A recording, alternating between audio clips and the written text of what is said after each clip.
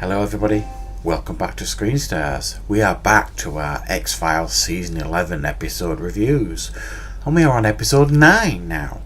Nothing Lasts Forever. Prominent title really, and you suppose you could say that about this series, because nothing does last forever.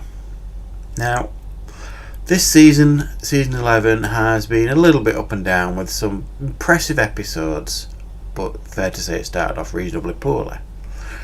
And I think it's been on a, generally speaking, an increase of quality throughout the series with the odd dip. Unfortunately with this episode we get a bit of a sharper dip. I thought this was, while watchable and there was some fun, enjoyable parts in it for an X-Files episode, I thought this was a fairly sharp dip in quality. And definitely not one of my favourite ones of this season.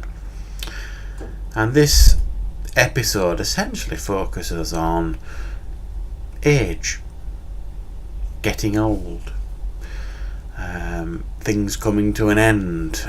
So the references aren't subtle here, whether you want to direct those references to Mulder and Scully, which they directly reference in the episode a couple of times, or even the show. Then, like I said, the references aren't subtle here. Even the title, Nothing Lasts Forever. So take from that what you will. And this episode focuses on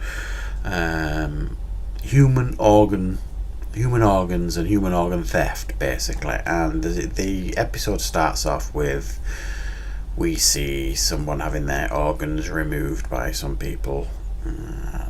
They are interrupted by a young girl who seems to take some wrathful revenge on them. Mulder and Scully become involved in the case, and they slowly uncover a plot from a cult who essentially harvest human organs to stay young.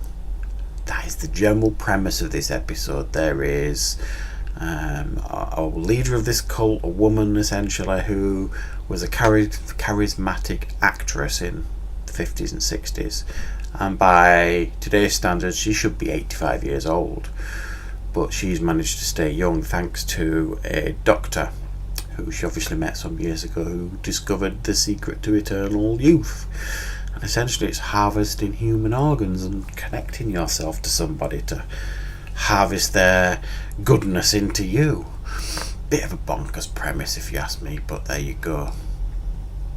Mulder and Scully get involved with this and try and put an end to it, as they do.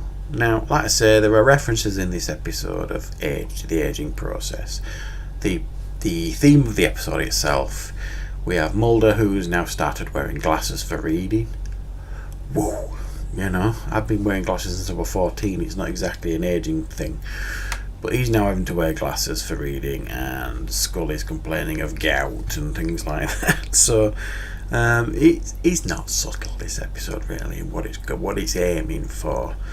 There are a couple of lighter moments in this, again with Mulder and Scully. There's some pretty cheesy dialogue as well, I have to say. It seemed a bit forced, a couple of the talks that they have with each other. Didn't believe them particularly. It just felt like somebody really wrote that dialogue while they were eating cheese, do you know what I mean? And I have to say, it was bit of a letdown, this episode. There were some high points in it, but I thought the attempts of humour here were a bit misguided, and I didn't think particularly worked that well. A bit messy, this episode. Bit disappointing to say it's the episode 9 with only one to go. I kind of expected a two-parter, if you like, in episode 9 and 10, and we didn't get that. We got this, so yeah, it ain't a strong episode, this one, guys. I'm going to have to drop it to a 7 out of 10. Not terrible. There are some fun, watchable things in it, but in regards to some of the quality we've seen on the last 2 or 3 episodes, it ain't as good. Let's see what episode 10 has to bring. Thanks for watching.